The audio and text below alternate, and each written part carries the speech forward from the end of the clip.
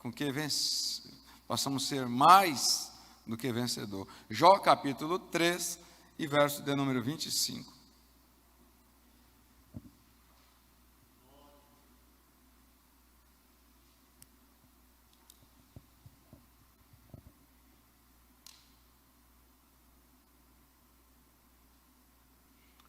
Porque o que eu temia me veio, e o que receava me aconteceu. Tome o teu assento e dá glória a Deus. Espírito Santo, me perdoe pelas minhas faltas, pecados. Tome a minha mente, o meu coração, a minha boca. Leva cativo o nosso entendimento. Tira as escamas com toda liberdade e queima os comichões com o seu poder. Em nome de Jesus. Amém. Amém.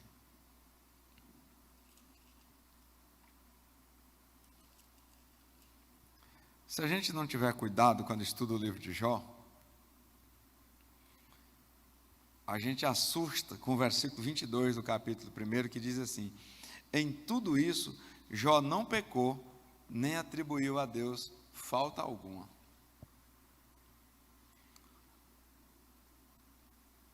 Mas se a gente não tiver uma atenção, esse versículo aqui nos coloca assim em dúvida. Porque até aqui, onde esse versículo foi escrito, Jó tinha vivido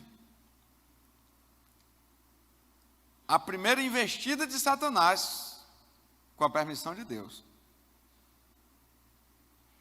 Mas nesse momento aqui, Jó ainda não tinha vivido a segunda investida, que é quando toca, né, na carne, no osso. Mas esse versículo aqui, 22, ele tem vigor até Jó 42. Mas eu mesmo já labutei muito com isso, porque logo aqui no capítulo 3, Jó, olha como é que está o título na minha Bíblia. Jó amaldiçoa o seu nascimento e lamenta a sua miséria. Mas o senhor pecou ou não pecou? Olha como é que está o título. A sua tem título também? Está nesse rumo também? Como é que é? Pois é. A minha parece que é mais dura, não é? Ó, Jó amaldiçoa o nascimento e lamenta a sua miséria. Tá assim também aí? Ó, irmão, nós que lemos a Bíblia, estudamos a Bíblia, esses títulos não têm inspiração divina.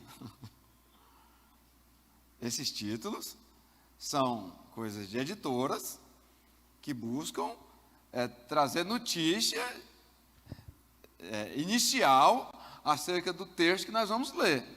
Porque veja bem, se está na Bíblia, foi Deus que falou. Essa aqui é uma das coisas que está na Bíblia, que não tem nada a ver com a inspiração de Deus para com o escritor. E eu, em alguns momentos, já encontrei algumas coisas. Por exemplo, a tentação de Jesus. Tem Bíblia que está escrito assim, a minha mesmo é uma. A tentação de Jesus. Aí lá mostra Satanás tentando Jesus. Mas se eu ficar só nesse título, o que é que eu estou lendo? Mas ele diz que não tenta ninguém. Está escrito que Jesus não tenta ninguém. Mas olha como é que está o título. A tentação de Jesus. A tentação que Jesus sofreu.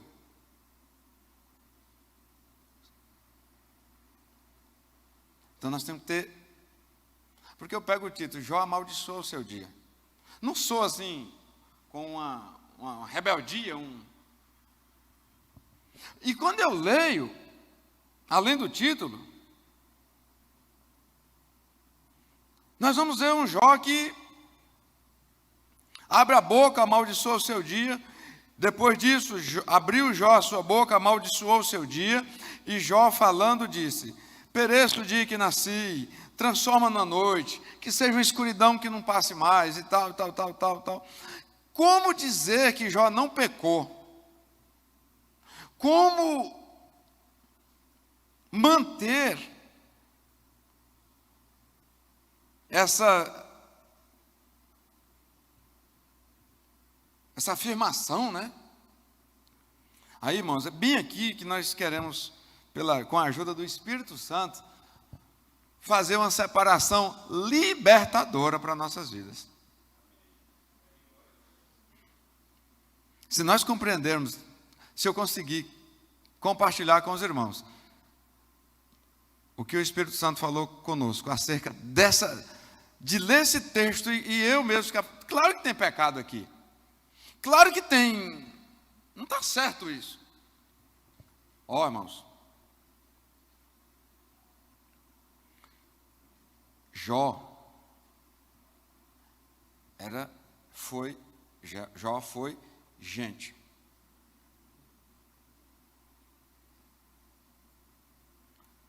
Jó foi gente. A pessoa está com um ente falecido,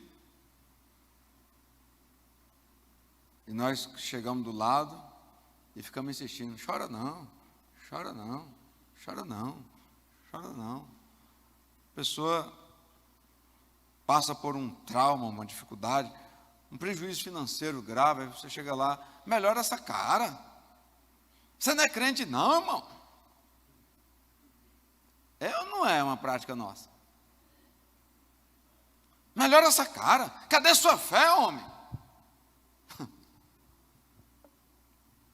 E aí, varão, quantas pessoas nós machucamos? Quantas pessoas nós acabamos de matar? Porque nós não compreendemos isso aqui.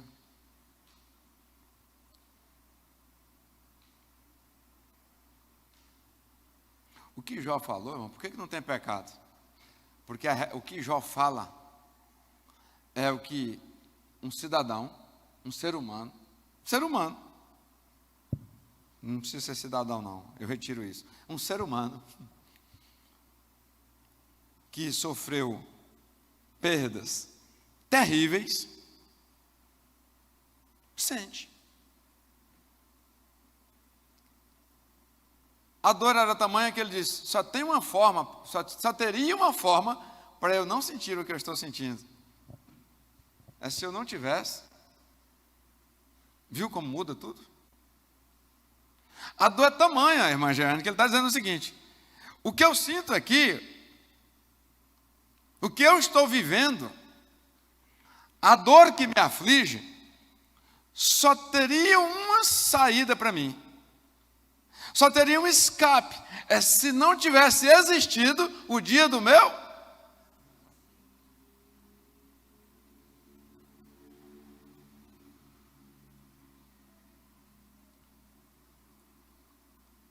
O pastor Márcio Feliciano, ele prega e diz assim: cadê o Alex? É aquela lá, o dia da aprovação ou é a aprovação? O dia da aprovação. É uma mensagem antiga dele, que todo assembleano, menino que era invocado para ser pregador, já assistiu. Ele vai dizer lá o seguinte: se você não viveu o dia de pensar que não deveria ter existido o seu nascimento, se você não viveu isso, aperte o cinto de segurança, se organize, porque um dia vai chegar.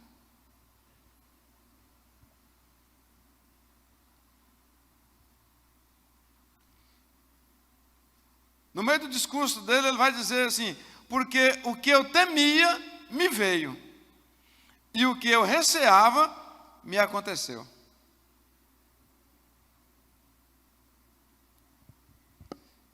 É importante nós observarmos isso aqui, irmãos, porque nossa abordagem com a tentativa de motivar, com a tentativa de promover cura, com a tentativa de fortalecer o irmão, muitas das vezes ela se põe, ela é posta de forma muito insensível e muito distante do propósito de Deus. Quando esse homem faz todo esse discurso, Deus permite ser anotado: nem com isso ele pecou contra mim. É porque Deus é que me conhece, é que te conhece. E a dor que Jó sentia, Deus sentia. Deus sabia que não era brincadeira. Só que eu chego perto do Senhor, o Senhor está chorando, eu não sinto. Aí eu digo: você é mole. Só que Deus sente. Porque o crente é assim, ó: eu em vós e vós em mim. A caminhada de Jesus com o crente é assim, ó: eu em vós e vós em mim. Doeu aí, doeu aqui. Então Jó coloca aqui essa situação e ele fala coisas muito sérias acerca do seu nascimento. E ele ainda diz mais: eu olho para mim, olho para a minha vida. Ele diz assim, ó: eu não era à toa. Eu não era um homem à toa. Eu não era um homem vagabundo. Eu não era um homem distraído. Ei, eu fazia um culto com os meus filhos, porque poderia ser que no futuro eles viessem a pecar. Eu fazia culto de ação de graça, de pedido de perdão por antecipação com a minha família.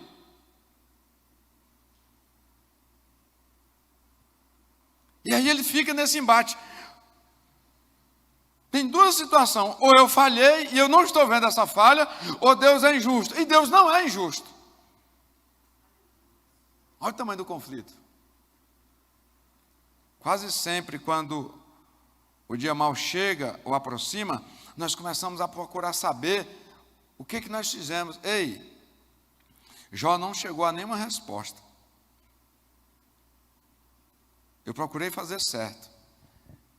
E Deus não é injusto. Não teve resposta. Falar que está doendo, falar que não está compreendendo, isso não é pecado não, irmão.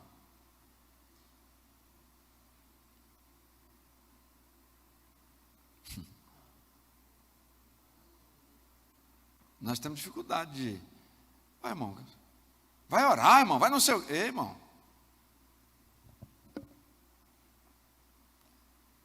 falar na hora da dor,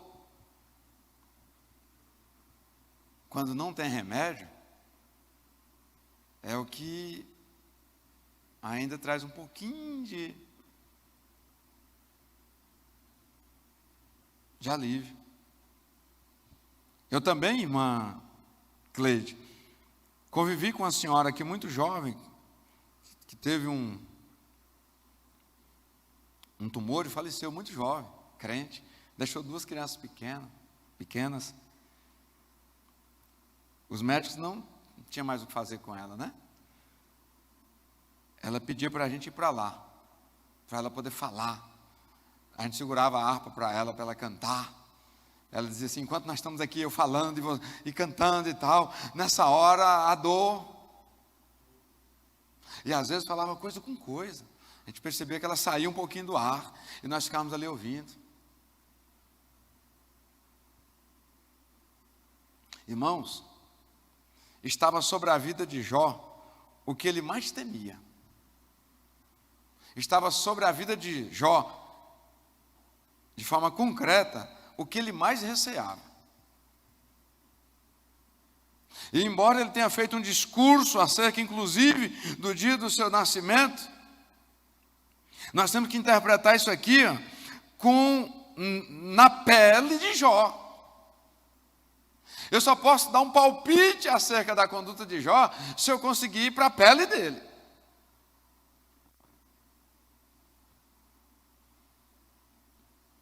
Agora, qual é a virtude de Jó nesse aspecto? E é o que nós temos que fazer a diferença aqui nessa noite. A virtude de Jó está na única razão de ele querer viver e está decidido a viver o que Paulo fala lá no capítulo 8 de Romanos.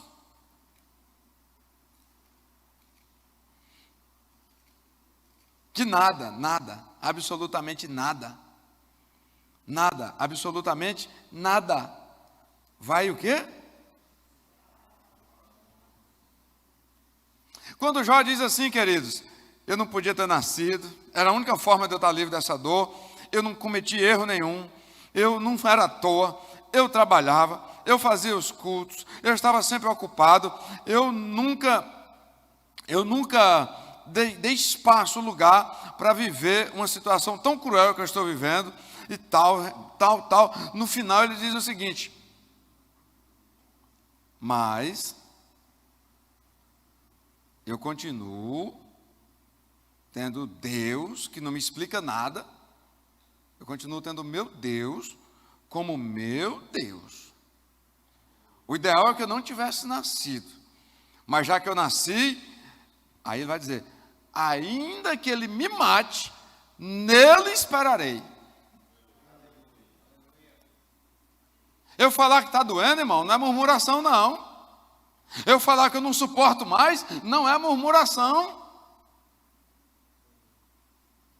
Eu falar que Senhor, afaste de mim esse cálice, nós falamos isso na aula passada, isso não é murmuração, não. Isso é alguém dizendo que está apertado.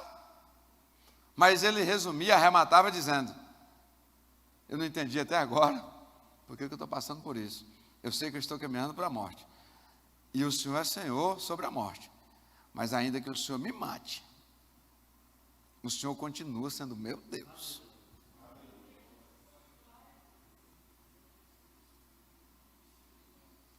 O que eu não posso, querido, o que não é a mim permitido, é deixar o meu Deus por causa da dor. É deixar o meu Deus por causa do aperto. É deixar o meu Deus por causa da injustiça. É deixar o meu Deus para ser injustiçado e ninguém se levantar em meu favor. E eu nem mesmo compreender a razão da injustiça.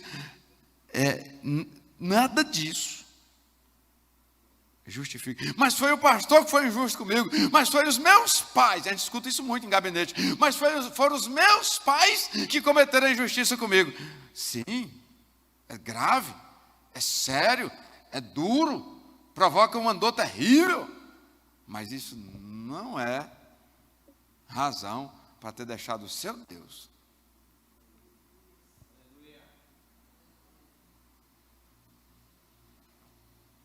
Aí muitas das vezes eu não expresso a minha dor para mostrar a minha santidade, mas deixo o meu Deus.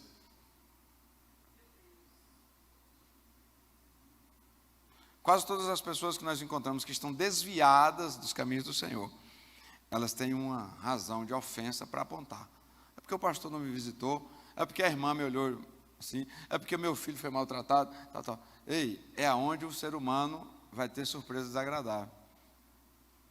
Pode ter acontecido o que for. Pode ser a injustiça mais cruel. Pode ser a situação mais terrível. Nós não podemos, em hipótese alguma, cogitar de deixar o nosso Deus. De deixar, de quebrar, de romper a nossa aliança. Por que Jó não pecou? Porque apesar das suas aflições e dos seus devaneios, ele arrematava dizendo, eu sei que o meu Redentor vive. Depois de muito devaneio, ele dizia, ei, mas deixa eu fazer a conclusão. Eu sei que o meu Redentor vive. Eu sei que ele há de manifestar. Aí, meus irmãos, nós vamos encontrar isso aonde?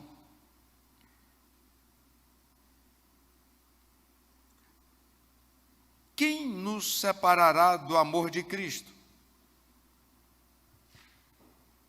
Ou o que nos separará do amor de Cristo? Isso é uma pergunta. E aí, essa pergunta genérica, ela é esmiuçada pelo próprio apóstolo Paulo. Aí ele começa: a tribulação?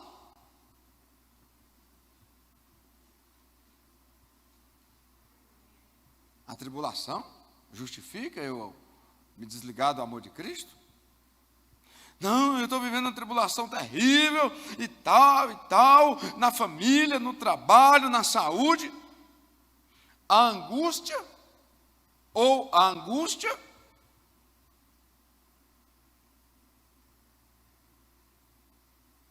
ou a perseguição, ou a fome. Eu estou no 35 de Romanos 8. Ou a nudez. Vocês percebem que Jó pegou esse pacote? Aqui está ou. Aqui está ou.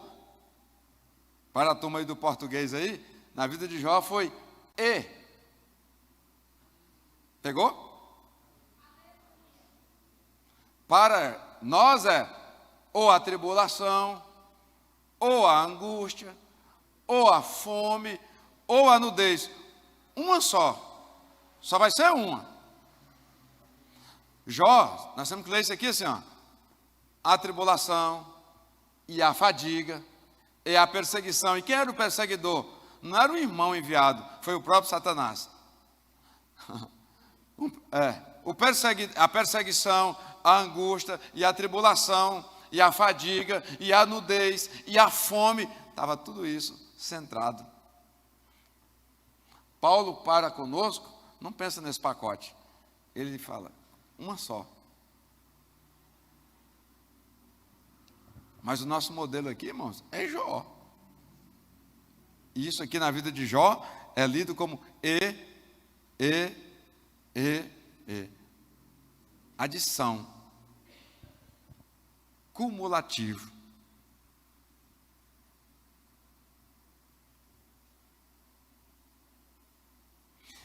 A ideia aqui, querido, é que eu pense nisso para a minha vida e que eu pense nisso na vida do meu irmão quando eu me deparar com ele nessa circunstância. Eu tenho que estar muito situado. Eu tenho que estar muito situado.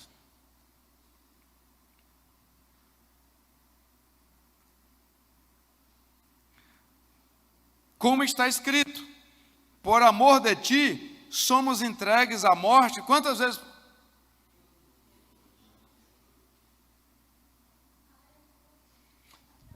Paulo está dizendo que essas situações, tribulação, angústia, fome, nudez, nos conduz à morte, nos abate, tira a autoestima, tira o vigor, nos conduz para a desilusão. E ele está dizendo, vocês serão cercados por essas situações todos os dias da vida de vocês. Ou seja, se você não vigiar, você vai negar Jesus quantas vezes? Todo dia.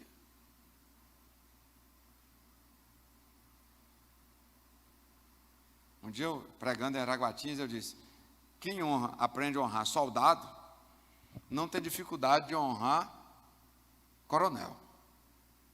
Soldado, no sentido de ser iniciante, não tem dificuldade de honrar coronel. Aqui é o inverso.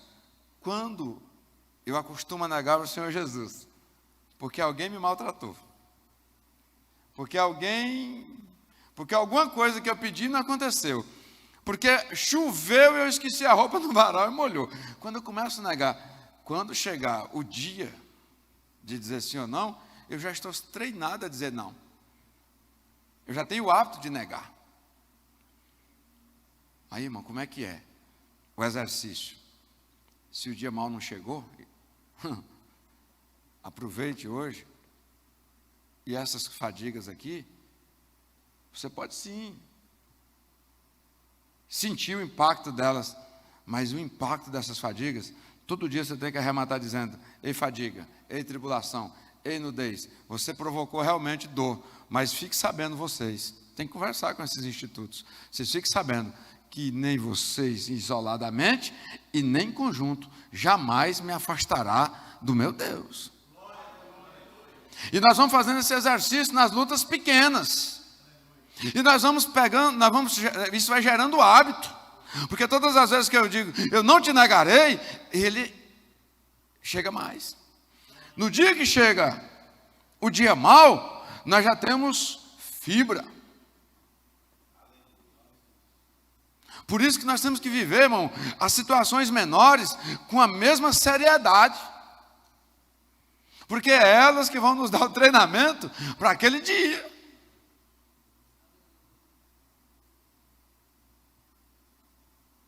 Nós conversávamos antes da vigília. A gente não conversa mais na igreja sobre morte. Não é isso, pastor Rogério? Assuntos que nós não conversamos. E um dia eu preguei aqui dizendo o seguinte: essa caminhada aqui só tem um sentido. O que foi? Os irmãos perguntaram, era um culto de terça. Eu disse: é aprender a morrer com dignidade, sem negar a Cristo. A Sofia do irmão Ari era pequena, andando por aí. Terminou o culto, ela subiu aqui. Eu preciso conversar com o senhor. O que foi, menina? Você não estava nem no culto? Você estava caminhando por aí. Estava sim. Que negócio é esse que eu sou crente para aprender a morrer? Aí tivemos que ficar aqui uma meia hora depois do culto, tentando moldar isso. Mas você sabia que essa caminhada aqui é só para enfrentar a morte? Que é o maior inimigo nosso?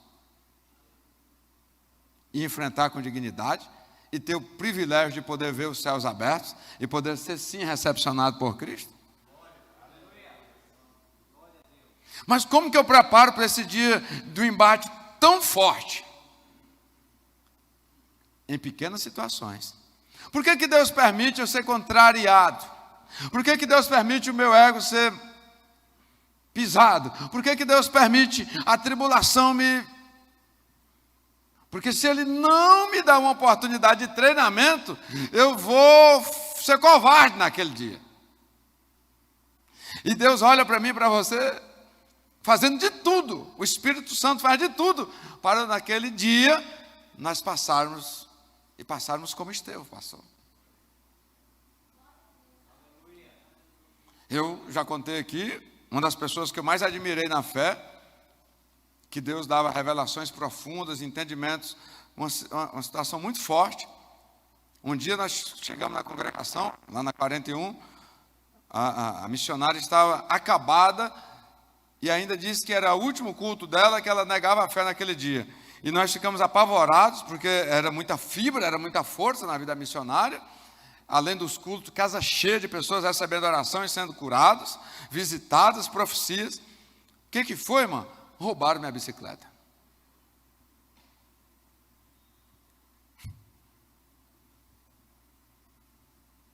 Que Deus é esse que permite roubar minha bicicleta? Irmãos,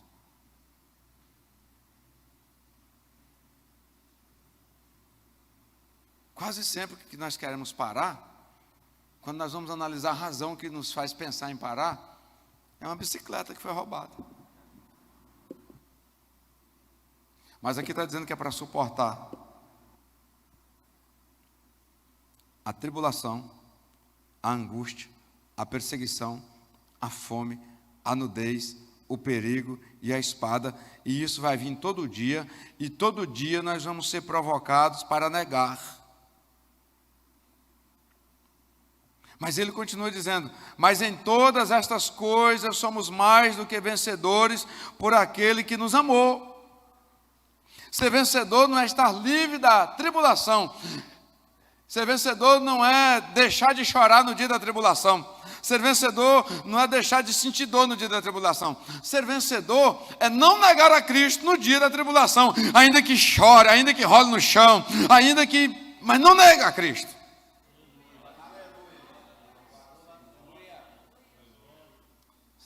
Ser vencedor é isso. Mas nós queremos esse padrão diferente, né? Mas que joio é esse que amaldiçoou o seu dia de nascimento? Por muito menos eu já falei para Deus, era melhor não ter nascido.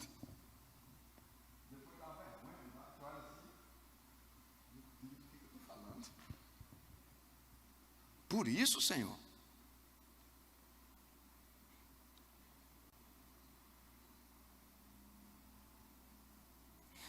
Paulo continua. Porque eu estou certo. Agora aqui, irmãos, é um negócio de Paulo. E Paulo é um dos homens, eu acho que é o único que diz assim: imite a mim.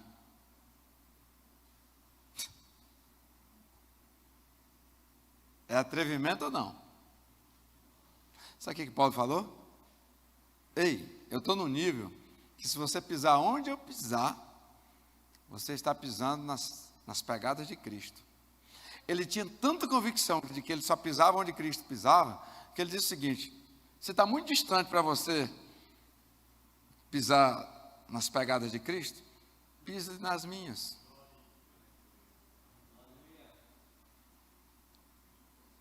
Está escrito ou não está? Imitai-me. Pancada, irmão Pedro? Estava trevido, não estava? Mas o Espírito Santo testificava na vida dele.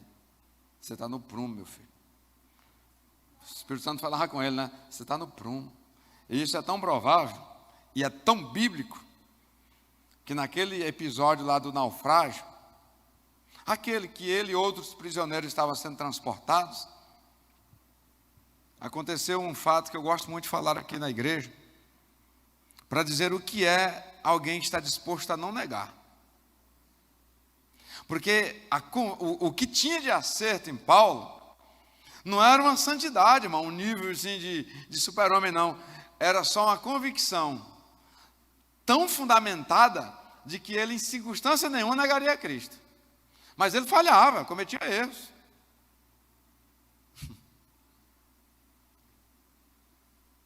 Quem está comigo nesse negócio? Eu estou aqui me esforçando para dizer que o que eu tenho que anotar aqui e valorizar e treinar e cultivar é a convicção de não negar a Cristo. Porque eu queimo tanta energia para acertar e não treino aquilo que vai fazer a diferença. Naquele naufrágio, Paulo diz o seguinte: eu quero dar as instruções, o tempo não está bom. O capitão da embarcação diz o seguinte: vai para o seu lugar, porque capitão aqui sou eu. Paulo diz amém. Daqui a pouco as coisas apertam, dificultam. O povo, os prisioneiros já não comem mais há mais de uma semana, porque já não viu o sol também há mais de uma semana. O navio estava todo quebrado, a água por todo lado, já tinha jogado muitas coisas fora. Aí ele comparece e diz assim: o capitão é ele. Mas o Espírito Santo me visitou essa noite. Havia já um plano para os soldados romanos matar todos os prisioneiros, para que nenhum viesse a escapar. O capitão é o senhor, mas Deus me visitou nessa noite. Disse que não vai morrer ninguém. O procedimento para ser feito a partir de agora, o capitão já estava assim, ó, sem saber o que fazer. Por isso, irmão, que esse negócio de dizer, ó, sou eu. Cuidado com esse negócio. Paulo diz: o senhor continua sendo capitão, mas é para fazer isso assim, ó. A partir de agora, o senhor vai comandar esse navio da seguinte forma. Porque Deus me visitou e disse que tem que ser assim. E o senhor já fique por antecipação, sabendo que ninguém vai morrer. E quanto aos senhores, colegas de prisão, ele diz que é para nós comermos, fortalecermos e animarmos, que a jornada é longa.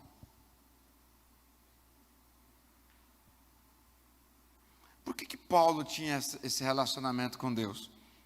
Não era pelo fato de ele ser um homem retilíneo, não. É porque todas as vezes que Deus sondava o coração de Paulo, Sabe qual era o laudo que saía do raio-x do coração de Paulo? Ele não me nega em hipótese alguma. Ele não me nega em hipótese alguma.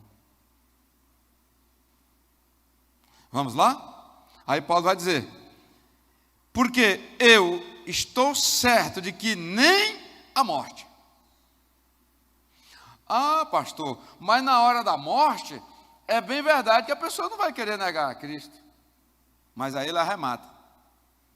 Antes, né, desse pensamento acelerar, ele diz: e nem a vida. Porque não se perde, a maioria dos que se perde não se perde pela morte. Se perde pela vida. Pelos interesses da vida. Pelos interesses da caminhada aqui. Pelos interesses dos prazeres e realizações aqui. Quando ele diz nem a morte, aí eu poderia dizer, é claro. Aí ele diz, e nem a vida. Ele está dizendo, nem a doença. E nem a plena saúde. Os senhores acham que as pessoas se perdem mais pela plena doença ou pela plena saúde?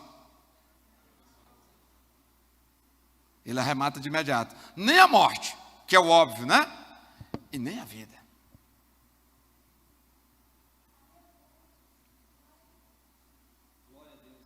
Deus não tem espaço para negação aqui, nem a morte, nem a vida. Não, mas as pessoas, nem os anjos. Eu lanço em xeque a minha fé por causa do irmão. Aí, quando ele diz assim, ó, nem os anjos, porque nós fomos feitos menores que os anjos. Quando ele diz assim, irmã André, e nem os anjos, ele está dizendo o seguinte, não tem possibilidade de um ser humano me fazer perder a fé. Já descartou, nem algo superior aos homens, nem os anjos. Nem os principados. Principados aqui, irmãos, são os maiorais e os seus séquitos, suas comitivas. Nenhum tipo de poderio. Aqui ele está dizendo, e normalmente isso aqui aplica-se física e espiritualmente. Ele está dizendo, nem os maiorais humanos, nem os maiorais espirituais, nem os principados. Né? Que é os das trevas, por exemplo, que é conduzido e tem como seu maioral Satanás, e nem reis, nem príncipes, ninguém. E quando você vai ver esse homem discursar com os príncipes, ele continua dizendo, eu sou crente, se vocês quiserem me matar, vocês matam, mas isso, a sentença, o que vocês pensarem, açoite e tal, nada disso pode mudar algo na minha vida. O que é? Nada disso pode me fazer negar a Jesus Cristo.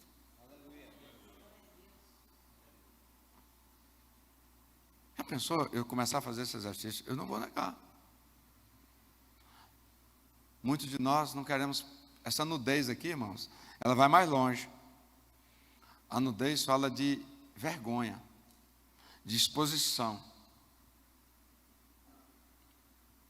Muitos de nós negamos quando é colocado em xeque a nossa honra.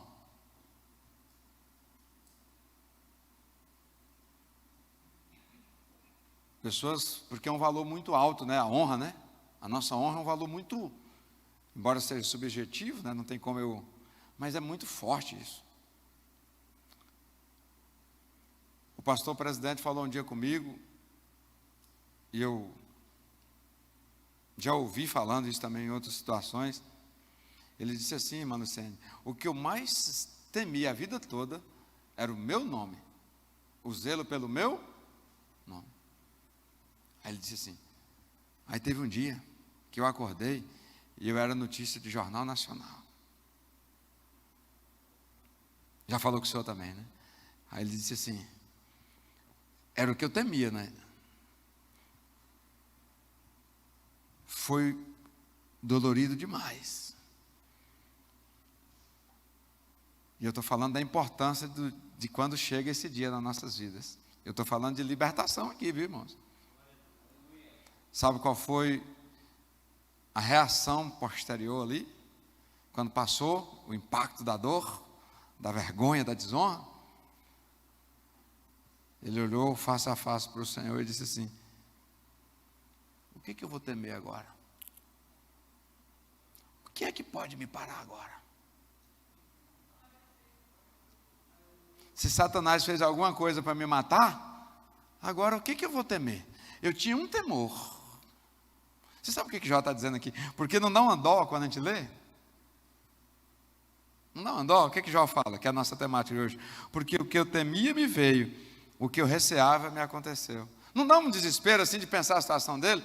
Aqui foi a vitória de Jó. O que eu mais receava, o que eu mais temia, me sobreveio. O que é que me resta agora? O que é que me ameaça agora? O que é que pode ameaçar o meu relacionamento com Deus? Nada.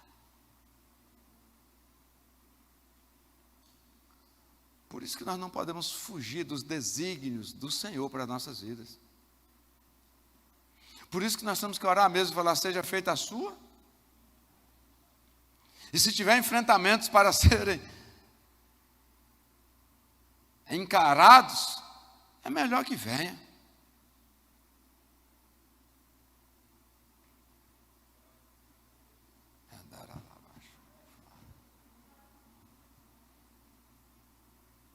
Eu tive uma experiência muito forte. Com 28 anos, o meu amigo, meu sócio, minha inspiração na terra, 48 anos, faleceu de uma forma cruel e injusta. Quando eu cheguei com meu pai no hospital, quebrado, tinha um pedaço de osso assim, ó, dentro do carro, que eu peguei da coxa do meu pai aqui. Mas o rapaz que bateu nele bêbado, estava sangrando a testa e desmaiado. Um pequeno corte assim. Mas ele estava desmaiado de cachaça. Sério isso que eu estou falando aqui. O meu pai ainda conversava comigo. Bacia quebrada, as pernas fraturadas, pulmão estourado, baço sangrando, tudo. Mas meu pai é de uma origem diferente, né? Ele conversava comigo ali no hospital. Sério assim. Mas a gente via que ele estava morrendo, né? Aí eu falei: atende o meu pai.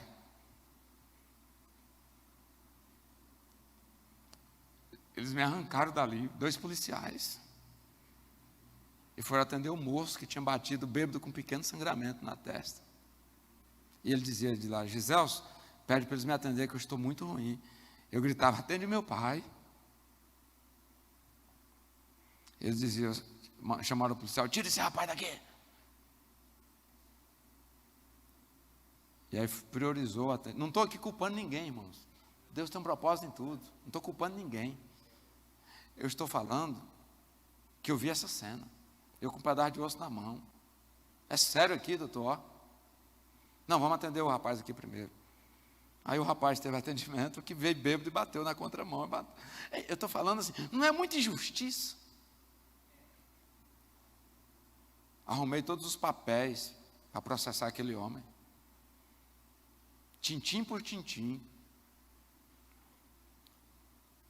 Quando nós chegamos lá na casa da minha mãe tem 2ª série, incompleta.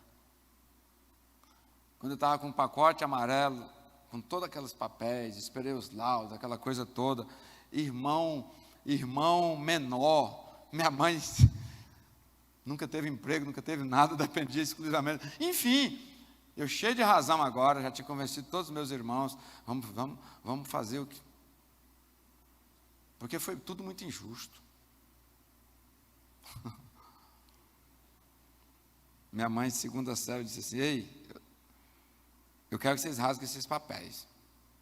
E eu quero que vocês todos, a partir de agora, comecem a orar por esse homem.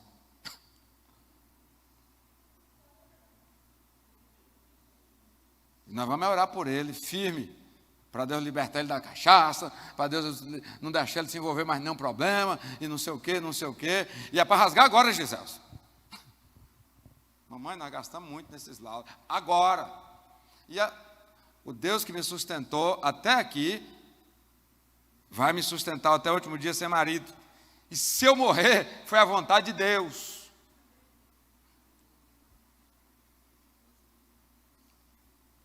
Aí, varão, você vai entendendo que naquele momento eu já tinha negado. Eu já tinha desprezado a justiça de Deus. Eu já tinha desprezado os propósitos de Deus. Eu já tinha desprezado os desígnios de Deus. E ainda já tinha influenciado muita gente também. Alguém pode dizer, não, mas a justiça... Não, eu não queria justiça, eu estava sendo um justiceiro. Quando nós estamos sendo justiceiros, irmãos, nós já deslocamos de Jesus. Há uma diferença longa entre a prática da justiça e ser um justiceiro. Irmã Cleide, Deus falou conosco assim, é para vocês organizar, preparar, porque nós falamos, a gente não consegue viver sem nosso pai. O meu irmão caçula, como os senhores sabem, irmãos, eu fico falando dessas coisas aqui, porque isso marcou muito minha vida sobre esse negócio de negar ou não negar. O meu irmão caçula, o pastor Roberto, comia no mesmo prato que meu pai. Ele só comia no mesmo prato. Então eu não conseguia conceber sem ele, pois ele faleceu. Aí o Espírito Santo falou, vocês 4, é para abrir a sepultura. Não é para terceirizar. É para vocês colocar o corpo lá dentro. É para vocês fazerem a laje. E é para vocês me glorificarem. E o menino que eu temia, o desespero, quando eu falei isso para ele, ele falou assim, 16 anos, pastor Roberto. É isso mesmo. Deus falou comigo também.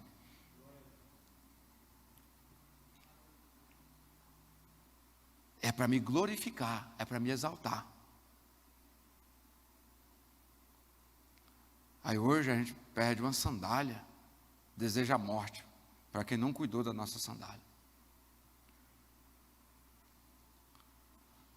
O dia mau chega em proporções diferentes. Paulo já traz aqui uma lista para nós de item. Na vida de Jó foi o pacote.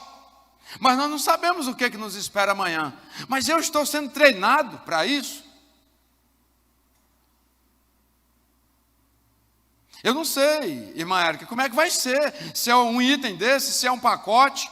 Mas uma coisa eu tenho que saber, hoje eu tenho que exercer treinamento, para naquele dia eu falar assim, ó, pode cortar o pescoço. Nudez aqui, ó, pode expor, eu sou réu, eu sou culpado. Isso me envergonha, isso me destrói, isso me tira de cena, isso me faz ir para o isolamento, isso me faz ir para a ilha lá de Patmos. Mas isso não me afasta do meu Deus. Mas isso não me afasta do meu Senhor. Vai ser ruim demais ficar lá na ilha de Patmos sozinho. Mas isso não me afasta do meu Senhor.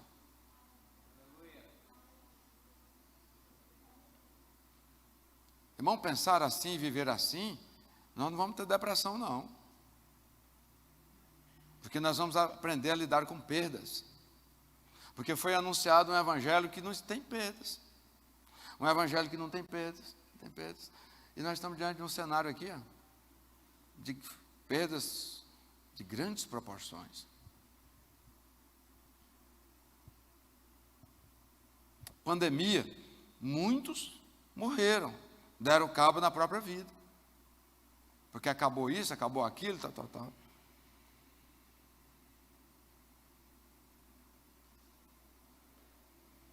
Mas tem muitos que estão dizendo assim, o Senhor deu, o Senhor tirou, louvado seja o teu santo nome.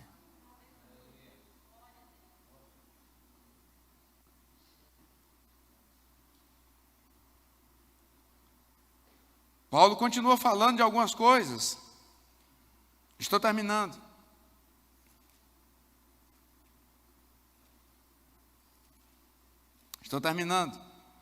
O que eu queria, o que eu mais temia, me sobreveio. Porque eu estou certo que nem a morte, nem a vida, nem os anjos, nem os principados, nem as potestades, nem o presente, nem o porvir. Pastor, não entendi. A psicóloga falou disso aqui. O que nos mata hoje? O porvir. A conexão com amanhã. Paulo sabia que isso aqui, que o porvir é algo que faz o homem distanciar. Olha aqui, ó. nem o presente, nem o porvir. Já se sabia, irmã Luciene, que se conectar demasiadamente com o futuro faz com que o homem perca a conexão com Deus. Primeiramente, ele perde conexão com os presentes, os próximos. O próximo passo é perder a conexão com Deus. Porque Deus é Deus de presente, Deus é Deus de hoje. Deus atua no tempo chamado hoje. Nem o presente, nem o porvir, nem a altura. Quantos que se perdem no momento de exaltação? Alguém falou aqui num culto que não era propósito, na escola bíblica. Ei, o propósito de Deus é que nós fôssemos bem-sucedidos em tudo. Mas, infelizmente, o ser bem-sucedido é a razão de muitos se perderem, de muitos negarem a Cristo. Aí Paulo está dizendo, grandeza nenhuma, patamar algum, elevação nenhuma em qualquer área, poderá me distanciar de Deus. É o Daniel, irmão. Eu não quero essa comida. Por quê? Porque eu tenho um compromisso de não negar o meu Deus em vários aspectos, inclusive não comer comida consagrada. Aí estão me dizendo aqui, que teve reunião ali, está tendo discussão na nossa igreja, pontos de vistas. Ei, irmão, cuidado com seus pontos de vistas. Nem todos foram chamados para pastorear, para dar encaminhamentos de vida espiritual. Por exemplo, está um debate aí de quadrilha, pode ou não pode? Aí uns estão dizendo pode, outros não pode, os que dizem que pode, fundamento. Irmão,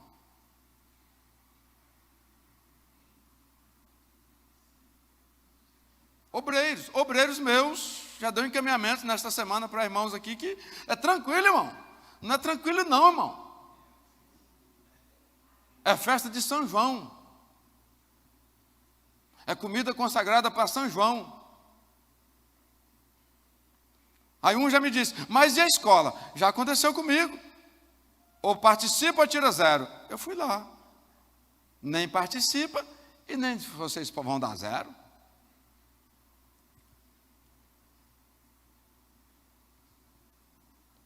Aí você está ensinando a negar. Por uma canjica. Por uma pamonha.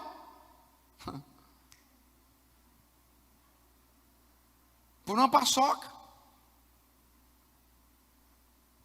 Aqui já me propuseram fazer uma gospel. Gospel. Ô, meus irmãos, nós já vivemos carnaval gospel. Eu vivi para ver carnaval gospel.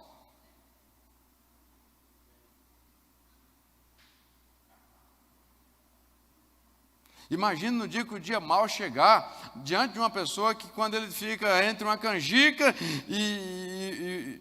não, vou pela canjica. Imagina quando o dia mal chegar e ele ter que decidir. Irmãos, é porque nós temos que afastar da idolatria. Israel, qual foi o problema de Israel? Qual foi o problema de Israel?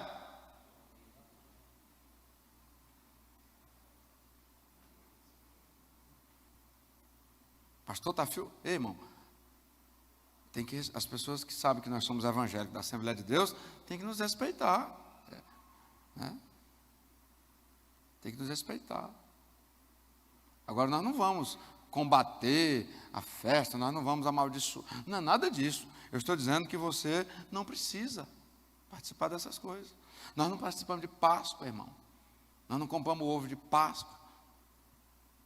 Nós não temos foto de coelhinho na Páscoa. Nós não temos... irmão, essas coisas, veem as origens dessas coisas. O coelhinho, que é associado com a Páscoa, é o coelhinho da antiga, né, extinta e famosíssima Playboy.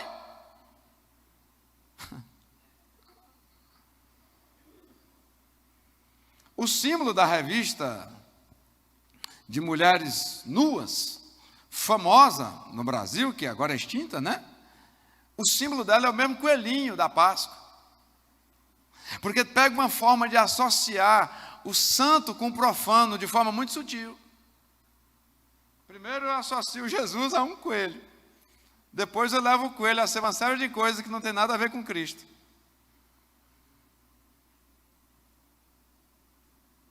O que é o vermelho hoje? Que é o sangue, a marca do sangue. É a cor mais odiada, porque associou com coisas ruins. O que é o número 13? É o número do azar, porque associaram a numerologia bíblica para confundir e perturbar as pessoas. O que é o 13 para um cristão autêntico? É a associação do homem, número 6, com Deus, número 7. É quando funde Deus e o homem. Virou o quê? O número do azar. Partidos terríveis adotaram isso, não por acaso. E nós vamos entregando essas coisas, irmão. É só uma canjica.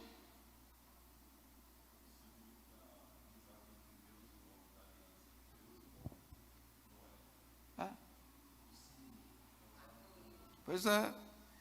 Esses dias me ligaram. Posso fazer a festa do meu filho com a simbologia do arco-íris? Pode, irmão. Como assim? Minha mãe disse que não pode. Por que não pode? Não, porque isso aqui é de fulano. Não. Isso aí é o símbolo da aliança entre Deus e o seu povo. Mas o meu povo perece porque lhes falta? E nós vamos entregando. Vocês não precisam disso, irmãos. Ensina seu filho a não negar a fé por uma canjica, porque ele também vai ter experiência, como teve Ismael. E a Bíblia diz que Ismael orou e chorou, e Deus ouviu, dentro de uma circunstância de injustiça plena. Nem a altura, nem a profundidade, seja qual for a humilhação. Onde estava José em algum momento da sua vida? Num poço. Onde estava José em algum momento da sua vida? Numa cadeia. Lugares profundos. Negou a Cristo? Não. Onde estava Daniel? Numa cova de leões. Cova, para dentro, para fundo. Não negou. Não negou, não negou. E Deus não falou, você pode ir com o leão. Não, se morrer, os meninos que são lançados na fornalha dizem, se viver, viveremos, se morrer, morreremos. Agora, rei, saiba de uma coisa, nós não negaremos o nosso Deus. Se viver, viveremos, se morrer, morreremos, mas nós não negaremos, ponto. Ei, Senhor, se o Senhor me abençoar. Não, irmão, se Ele fizer do jeito que você quer, você tem que manter a fé. Mas se Ele fizer tudo diferente, você tem que continuar sendo crente. Tem que continuar sendo crente. Nem altura, nem profundidade, nem alguma outra criatura nos poderá separar do amor de Deus, que está em Cristo Jesus, nosso Senhor. Passe suas lutas, passe suas dores, suas fadigas, suas angústias. Isso vai ser todo dia. O que você... E pode chorar? Pode. Pode sentir dor de não levantar da cama? Pode. Tem situação que rasga a alma? Sim. Pode desfalecer na caminhada sem precisar de ajuda? Pode. Acontece.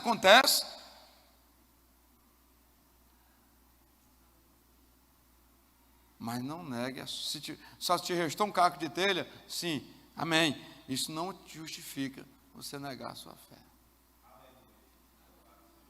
Fui abandonado? Sim, é verdade. Fui abusado. Quando eu fui pequeno, fui abusado, não sei o quê. Sim, irmão. Sim, dói. Deixa marcas terríveis, deixa. Mas não negue sua fé por isso.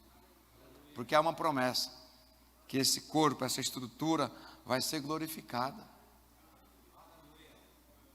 E o que interessa para Cristo, sobretudo, é essa nova fase, onde não tem dor, onde não tem cego, onde não tem aleijado, onde não tem canceroso, onde não tem estuprado, onde não tem condenado, não tem nada. Tudo isso fica. Como pode? Negou porque está na cadeira de roda, negou porque era muito jovem e agora está na cadeira de roda. Não, fica tranquila, já vai acontecer um fenômeno, e daí que vai começar um negócio chamado eternidade, e nós estaremos com Ele, e lá não tem cadeira de roda. Nós somos tão aqui, terra, que a gente até fica morrendo de dó, né, quando vê alguém que não tem. E as imperfeições, resultado de um pecado lá, isso tudo vai ser vencido. Isso tudo vai ser vencido. Isso tudo vai ser vencido. Eu vi uma história essa semana de um homem que tem um filho de 12 anos, que não anda. Esses meninos que nascem com problema, que não anda, não fala, não caminha. Enfim, só que agora o pai está com um problema gravíssimo de coluna. Como ele não consegue tirar o menino do chão para botar na cama à noite, o que ele passou a fazer? Ele dorme no chão do lado do filho. E alguém assim, calma, fica em paz. Paulo disse, se nós acreditarmos só nessa dimensão aqui, ó, nós somos os mais miseráveis. Essa jovem de 12 anos, 13, né, que partiu, olha que coisa, que futuro. Deus, ele permite dores, algumas dores, nessa dimensão, para produzir uma alegria perene noutra dimensão.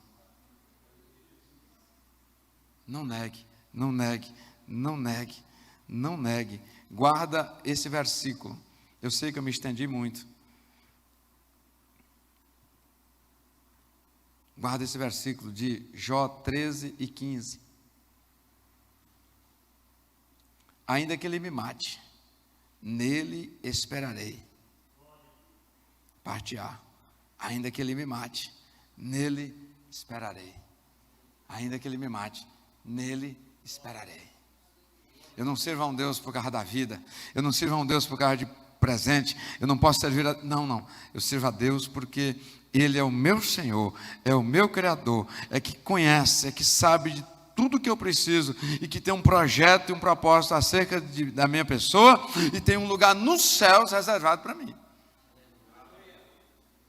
E com isso não se negocia. Uma demonstração final. Na vigília nós oramos para Deus trazer de volta pessoas que estão enfraquecidas na fé. E nós profetizamos aqui na vigília que naquela santa ceia do dia seguinte, muitos daqueles que nós não víamos há muito tempo, ia vir aqui para cear. E eu tive a alegria de cear ontem e ver muitas faces que há tempos não pisavam aqui. Nós oramos na noite por uma provocação da missionária Maria Helena. Uma preocupação dela com nossos irmãos que estão. E aí nós falamos, então nós vamos orar essa vigília por essa causa. E Deus vai trazer aqui na Santa Ceia. Mas aí, irmãos, é que está. Nós estamos com as abordagens erradas. Ô irmão, você andou tão sumido, que bom que você veio para a ceia. Ô irmão, por onde você andava? Está firme mesmo na fé, irmão? Irmão, não faz isso não. Deixa o irmão entrar. Se você não tiver a paz do Senhor para ministrar na vida dele, sai do caminho dele, para ele passar em paz. Olha que ajuda boa. Você não tem para dizer para ele, a paz do Senhor, meu irmão. Olha essa provocação, o irmão chega todo animadinho e desconfiado para cear, né, porque ele tem dia que não vem. Aí o irmão, bem-vindo, irmão.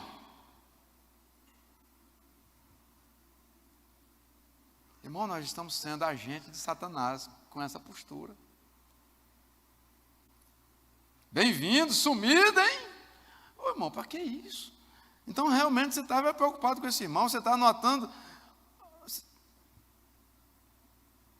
Eu preciso falar isso aqui, porque é muito ruim, irmão, essa abordagem.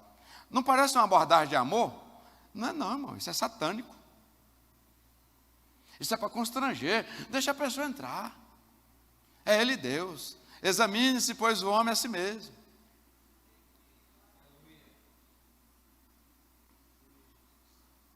Ô, lindinha, quanto tempo! Menina, por onde você andou? Ô, irmão. Satanás puro. Irmão, o que eu tenho que ter é a paz do Senhor. O que eu tenho que ter? Não leva alforje, não leva nada. Você tem que ter paz. Chegou, meu irmão? Se alegra, a paz do Senhor, trate com naturalidade. A melhor acolhida para um ser humano é a naturalidade. Como eu tratei esse irmão, eu tratei a irmã, eu tratei a todos. Não precisa desse preciosismo, que na verdade é uma alfinetada na alma de quem já está balanceando. Então eu peço aos irmãos para ter esse cuidado. A paz do Senhor. Ministra a paz do Senhor na vida das pessoas. Deixa quem está arredio chegar, irmão, e se encontrar de novo. Dá um tempo para ele se encontrar. Ore por ele. Quantas pessoas vieram nascer? Vocês observaram? Eu observei quantas faces, né, pastor Toninho? Que vieram, né? Nós oramos um dia, na outra noite o Senhor mandou para cá. Mas eu vi abordagem dessa natureza. Dói demais, irmão. Vamos parar com isso? Vamos? Amém? Vamos orar. Me perdoe aí por ter avançado muito.